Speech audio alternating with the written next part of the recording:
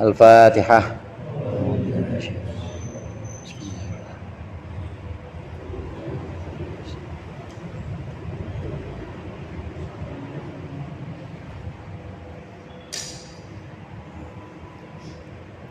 Bismillahirrahmanirrahim. Alhamdulil muallimit tullabi wa musahhilil khairi liman yata'allamu. Thumma assalatu wassalamu ala nabi wa alihi wa sahbihi jayu'damu. Ya Rabbana kaffir anna dhunubana wa walidina wa liman huwa muslimu. Nad'uka Allahumma ilman nafi'ah min yaumina ilal hisabi yaqumu. Amin amin amin wa ya fattahu. Amin amin amin wa ya alimu. Bismillahirrahmanirrahim. Qala al-mu'allif rahimahullah wa nafa'ana bihi wa bi ulumihi wa bi barakatihi fid dharain amin. Wa qala ba'duhum man ihtada ilal haqqi lam yahtadi ila nafsihi wa man ihtada ila nafsihi lam yahtadi ila Allah. Berkata sebagian siapa ba'duhum, sebagian ulama sufi, man ihtada ilal haqqi, siapa yang mendapat petunjuk ilal haqqi kepada Allah, siapa yang mendapat petunjuk kepada Allah, menuju Allah, lam yahtadi, maka dia tidak akan mendapat petunjuk ila nafsihi, kepada dirinya sendiri. Wa man ihtada ila nafsihi, dan siapa yang mendapat petunjuk ila nafsihi, kepada dirinya sendiri, lam yahtadi, maka dia tidak akan mendapat petunjuk ilallahi, kepada Allah. Fandur. Dah sampai di situ. Ini perkataan sebagian ulama mengatakan bahwa siapa yang mendapat petunjuk untuk menuju Allah, siapa yang mendapat hidayah untuk menuju Allah, maka dia tidak akan mendapat petunjuk untuk menuju dirinya sendiri. Sebaliknya, siapa yang mendapat petunjuk menuju dirinya sendiri, maka dia tidak akan sampai kepada Allah. Maksudnya bagaimana? Orang yang ngajinya, sholatnya, puasanya itu untuk nunjukin diri sendiri. Ini loh aku bisa sholat, ini loh aku bisa puasa, aku bisa ngaji, maka dia tidak akan dapat menuju Allah. Artinya terhalang oleh dirinya sendiri. Sebaliknya, kalau dia mendapat petunjuk dengan sholat, dengan ibadahnya, dengan ngajinya, dia mendapat petunjuk menuju Allah.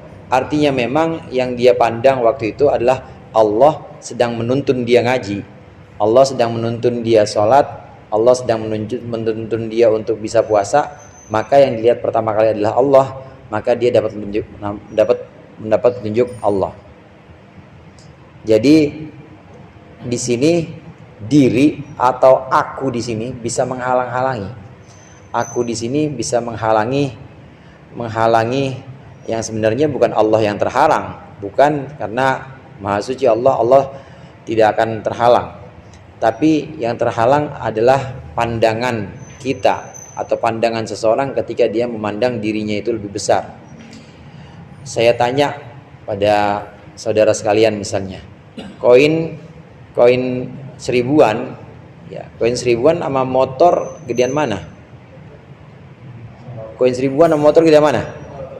Coba taruh di mata tuh koin seribuan, bisa nutupin motor nggak? Bisa. Karena terlalu dekat memandang itu koin. Begitu juga kita terlalu dekat memandang diri kita. Aku bisa ngaji, oh aku bisa sholat. Terlalu dekat kita memandang aku-akunya ini, maka artinya akhirnya kita tidak akan bisa melihat Allah di situ yang sedang menuntun kita.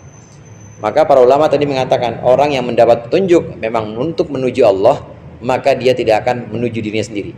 Artinya dirinya akan hilang. Nggak ada di situ kepentingan untuk dirinya, apalagi aku-aku. Orang sebaliknya, orang yang mendapat petunjuk menuju dirinya sendiri, ngajinya buat dirinya sendiri, artinya buat aku, buat keakuan pokoknya. Kemudian ilmunya buat keakuan, semuanya buat aku, supaya aku, di situ ada kepentingan, di balik itu semua ada kepentingan supaya aku dilihat, supaya aku, maka terlalu besar dia memberikan nilai kepada aku, saking besarnya tadi kayak koin, maka dia menutupi apa yang seharusnya lebih besar, tujuan yang lebih besar, yaitu Allah. Orang akil atau orang yang berakal menggunakan akalnya, pasti dia melihat Allah yang sedang menuntun dia sholat, Allah yang sedang menakdirkan dia bisa ngaji, Allah yang sedang menakdirkan dia bisa sedekah, bisa semuanya itu Allah. Tapi orang yang terhalang dengan dirinya sendiri, dia tidak melihat Allah, tapi aku yang bisa sedekah, aku yang bisa sholat dan lain sebagainya. Ini yang harus dihilangkan keakuan ini. Ini yang namanya ngaji. Makanya ngaji, ini ngaji ya, ini ngaji. Selain ngaji syariat, kita juga harus ngaji hakikat. Ngaji hakikat ya seperti ini, ngaji hikam antara lain. Ngaji hakikat kan di syair tanpa waton kan ada itu, ojo mau ngaji syariat bloko gitu ya.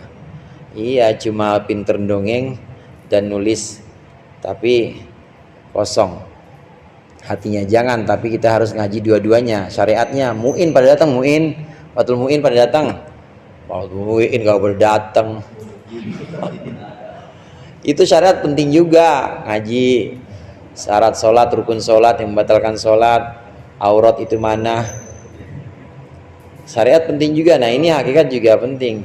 Orang yang syariat doang tanpa hakikat, maka tafassaqo, man tafaqqaha walam yatasawwaf tafassaqo. Siapa orang yang dia melakukan syariat, fikih, sholatnya cakep, salat dan rukunnya, tapi hatinya nggak ditata, nggak tasawuf, fasik dia. Fasik, artinya fasik, dia itu tadi, dia nimbang-nimbang mulu, dia ngitung-ngitung mulu. Saya bisa ini ya Allah, ini mah dosanya kecil, gampang bisa dihapus. Maksiat lagi, fasik namanya itu. Kemudian ini mah sholat kayak begini sempurna ya Allah, pahala saya, fasik itu. Nah tapi bahaya juga orang yang cuma hakikat saja tanpa syariat. Waman tasawwafa walam yatafaqqah faqad tazandaqa. Orang yang belajar tasawuf aja tapi nggak sholat, nggak syariat, nggak ngaji fatul mu'in misalnya, tazandaqa, zindik. Nanti ngerasa bahwa saya udah dekat sama Allah, saya mah udah nggak ngelihat diri saya sendiri, Allah semuanya. Jadi saya Allah, kalian Allah. Weh, sesat jadinya itu, zindik itu namanya, begitu. Bahaya itu, mono. Sholat kagak, makanya ngaji hikam tapi kagak sholat, hati-hati. Makanya fatul mu'innya datang. Nah, kalau mau datang fatul mu'in yang ngaji di tempat lain yang tentang fikih itu harus. Itu syariat sama hakikat harus jalan dua-duanya. Nah ngaji hakikat itu setelah kita melakukan syariat, fikih, kemudian sholat dan puasa kita sudah benar-benar sesuai rukun dan syarat-syaratnya, hati kita ditata bahwa hasil sholat, puasa, sedekah kita itu harus kita bebaskan dari merasa kebolehan atau kebiasaan kita. At-tabarri minal hauli wal quwwah. Kita merasa berlepas diri dari kebisaan dan kebolehan kita. Bukan kita yang bisa itu. Yang bisa dan pantas dikatakan boleh atau bisa itu adalah Allah yang menuntun kita terus ngaji, terus puasa dan terus melakukan ibadah-ibadah.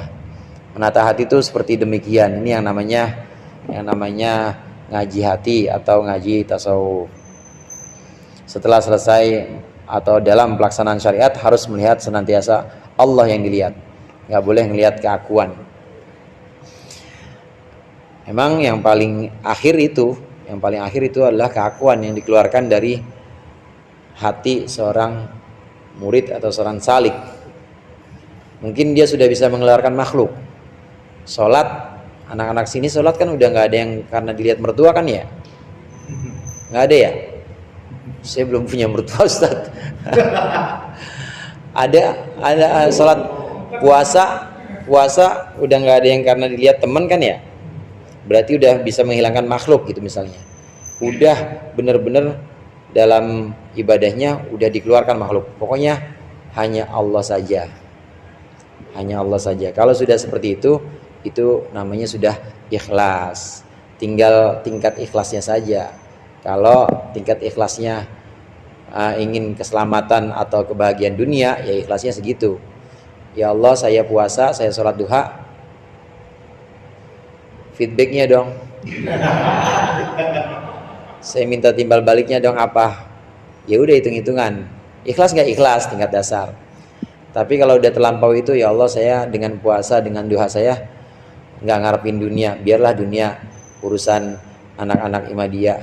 Saya mah akhirat aja, yang penting selamat dari surga, selamat dari neraka dan masuk surga. Udah terlampaui dunia, tingkatnya situ, tingkat ikhlasnya situ. Tapi masih ada saya, aku, surgaku ya Allah, keselamatanku ya Allah, nanti di sana masih ada keinginan untuk aku di situ. Ini tingkat ikhlasnya segitu. Nah, yang dimaksud di sini sudah menghilangkan tadi, sudah menghilangkan nafsnya. Dia mendapat petunjuk tidak menuju dirinya, tapi benar-benar menuju Allah. Tidak untuk menuju keselamatan dirinya di dunia, tidak untuk menuju keselamatan dirinya di akhirat, tapi hanya menuju Allah. Nah, di situ hilang udah dirinya. Sudah hilang dirinya dan hanya Allah aja yang dia tuju. Ini yang dimaksud famanihtada ilallah. Famanihtada ilallah lam yahtadi ila nafsi. Dia tidak akan dapat melihat dirinya sendiri, tidak akan menuju dirinya sendiri. Ini kembali lagi awalnya adalah dari niat hati.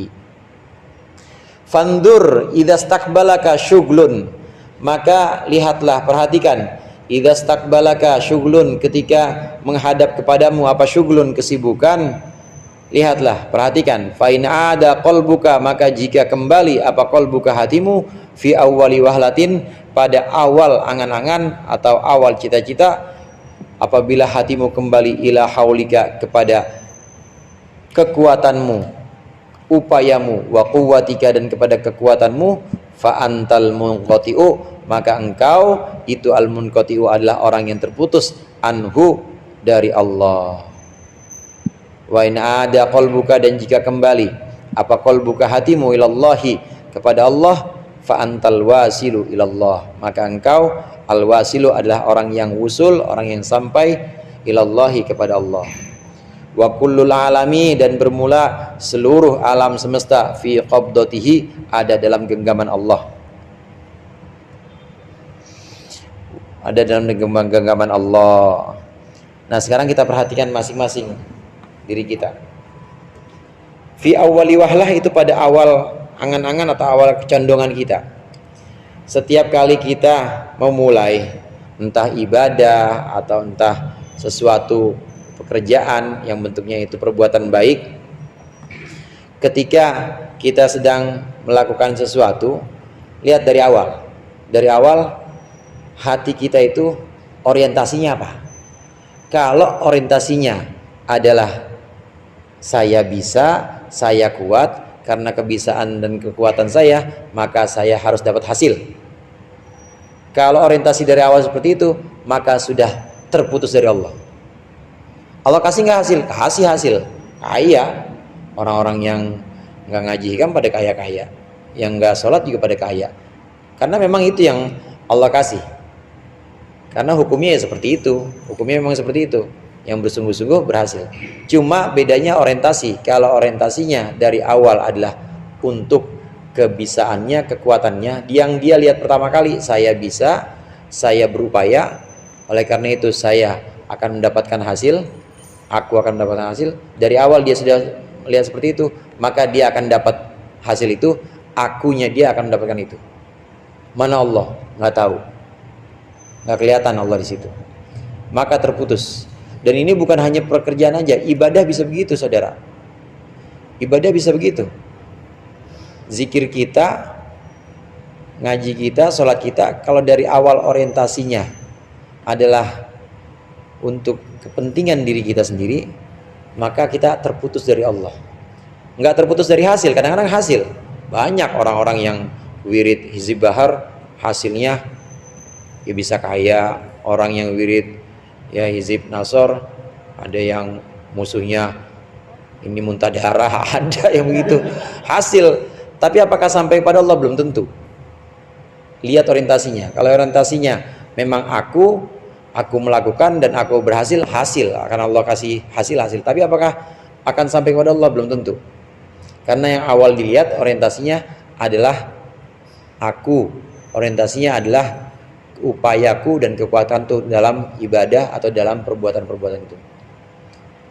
Tapi kalau kita yang ngaji hikam ini, harusnya kita pertama kali kegiatan apapun, ngaji, sholat, kerja bahkan, itu yang pertama kita lihat harusnya adalah Allah. Orientasinya apa? Allah akan kasih saya rizki. Allah mentakdirkan saya hari ini narik. Allah mentakdirkan saya hari ini untuk memberikan nafkah anak istri. Allah mentakdirkan saya hari ini untuk datang ngaji. Yang dilihat Allah. Di situ akunya sudah hilang. Kalau orang-orang yang aku yang sudah hilang, maka inilah yang disebut dengan orang yang wasil atau wusul, sudah sampai kepada Allah. Kalau sudah sampai kepada Allah, maka seluruh alam itu ada dalam genggaman Allah. Adalah dalam genggaman Allah. Kita mau jalan-jalan, kemudian udah ada panitia atau udah ada event organizer lah yang ngurusin semuanya itu. Bisnya disediain, sampai kostum kita disediain, termasuk penginapan disediain. Ini kalau sudah saya nggak bawa apa-apa, udah benar-benar memasrahkan semua itu kepada IO, event organizer, maka semuanya udah ditanggung. Tapi kalau kita kemudian masih bawa apa-apa dan masih mandang, kayaknya perlu nih saya bawa kostum yang ini, nanti bawa mobil sendiri aja, nanti cari penginapan yang dekat rumah saudara, ngatur sendiri, IO lepas tangan. Dapatnya apa? Losmen, bukan hotel. Dapatnya losmen, kemudian mobilnya juga, bensinnya dia bayar sendiri, kostumnya juga beda dengan yang lain, kostum yang semampu dia, maka lepas tangan IO. Begitu juga orang yang dari awal sudah melihat dirinya, mengukur dirinya, aku bisa ini, aku bisa itu, maka segitu aja dapatnya. Beda sama yang sudah pasrah atau yang sudah menyerahkan semua kepada Allah. Maka sesungguhnya seluruh alam itu adalah dalam genggaman Allah. Allah akan kasih lebih dibanding upaya yang kita keluarkan, dibanding keringat yang kita peras. Allah kasih lebih. Karena kita gantungkan bukan kepada kebiasaan kita. Kita gantungkan kepada kekayaan Allah. Nah, tinggal masing-masing kita nih. Masing-masing kita kerja itu menggantungkan itu kepada tenaga kita atau kepada kekayaan Allah. Kalau menggantungkan itu pada tenaga kita, ya udah segitu dapatnya. Tapi kalau digantungkan kepada kekayaan Allah, itulah yang namanya tawakal. Tawakal itu menggantungkan kepada yang wakil, yaitu yang paling layak dan paling pantas diserahi urusan Allah. Dan Allah Maha Kaya. Harusnya kalau dibandingkan narik pakai beat ya, kuatnya seberapa sih beat? Kalau narik beat seharian itu harusnya cuma dapat 300.000, tapi karena menggantungkan kekayaan kepada Allah, itu bisa jadi 1.000.000. Kenapa? Karena digantungkan kepada kekayaan Allah. Ada aja itu nanti yang ngasih. Ada aja yang ngasih. Yang nggak kembali atau ngasih yang lain-lain yang tidak berupa rupiah. Ini namanya tawakal, menggantungkan semua dari awal wahlah atau dari awal orientasi itu sudah Allah yang dia pandang. Ini orang-orang yang akil. Kenapa sih orang-orang yang berakal, kemudian juga orang-orang yang sudah sampai tadi sebutannya wasil kepada Allah, yang dari awal sudah orientasinya kepada Allah, itu diistimewakan oleh Allah? Ini alasannya. Wa takhsisu ahlil wuslati, dan bermula mengistimewakan ahli wusul biannahum, itu adalah sebab ahli wusul fi kanafi iwaihi, itu ada dalam perlindungan tanggungannya Allah, wala yakiluhum ila ghairihi, dan tidak menyerahkan siapa Allah akan mereka ila ghairihi kepada selain Allah. Karena dia udah memasrahkan semua kepada Allah, maka Allah yang backup semua. Ya Allah, saya pasrah ya Allah, saya mah jalan bismillah, dari awal aja udah bismillah, tawakal tu Allah, saya nggak bisa dapat rizki, Engkau ya Allah yang atur. Dari awal dia udah pasrah, maka Allah yang backup, Allah yang ambil alih semuanya. Ya udah, aku yang ambil alih. Itu orang-orang yang ahli usul. Kenapa istimewa? Karena sudah Allah ambil alih dari awal, dia memang sudah serahkan semuanya kepada Allah. Maka Allah berikan dia jaminan perlindungan dalam tanggungan Allah, semuanya akan ditanggung oleh Allah. Ini rahasia kenapa orang-orang yang usul itu selalu tercukupi, karena memang dia gantungkan itu semua kepada Allah. Terus kita nggak usah kerja, nggak juga, salah juga nggak kerja. Nggak kerja salah juga. Yang masalah di sini bukan kerjanya, yang masalah di sini kita kerja, cuma kita menggantungkan kepada kekuatan dan kebisaan kita. Jangan gantungkan kepada kekuatan dan kebisaan kita, gantungkan kepada kekayaan Allah. Saya ngaji misalnya, kalau saya gantungkan kepada kebisaan saya ngajar, capek saya ngajarin Didit, maka saya apa? Saya gantungkan apa? Allah Al-Alim, Allah Al-Fattah, Allah yang maha membuka, Allah yang maha memberikan ilmu. Gak saya pikirin mau dia paham mau kagak kayak, gak saya pikirin. Ya Dit, gak cuma Didit kan cuma satu doang. Ini kan Didit 1, Didit 2, Didit 3, Didit 4 banyak semua. Makanya nggak saya mah ngomong aja, dan paham apa enggak nanti yang memberikan pemahaman siapa? Allah. Kita juga begitu di sekolah, di pengajian, udah sampein aja, nanti yang memberikan pemahaman Allah, karena Allah Al-Alim, Allah Al-Fattah.